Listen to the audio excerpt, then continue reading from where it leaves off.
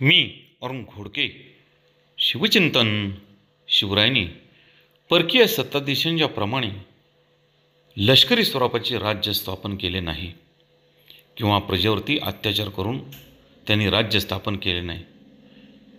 शिवरायांचे राज्य हे लोककल्याणकारी राज्य होते।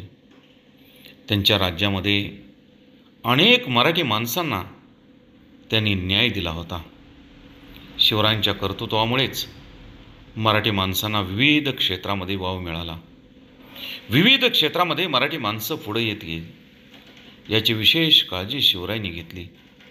इतकंच नाही, निरनिराळ्या परकीय राजांच्या दरबारात राजदूत म्हणून शिवरायांनी मराठी माणसाचंच वकील म्हणून नेमणुका केल्या होत्या। औरंगजेबाच्या दरबारात सोनोपंत डबीर, कुतुबशाहच्या दरबारात निराजी रावजी, आदिलशाहच्या दरबारात शामराव पोंडे, पितांबर शणवी पोर्तुगीजांच्याकडे, तर इंग्रजांच्याकडे पिलाजी ही सारी मराठी मंडळीच होती। जातपात न पाहता शिवरायांनी फक्त त्यांच्यातील गुण पाहिले आणि त्यांच्याकडून स्वराज्याची चाकरी करून घेतली।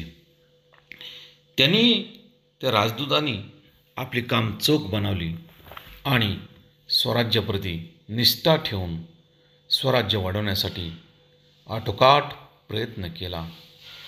बहुत काय बोलणे।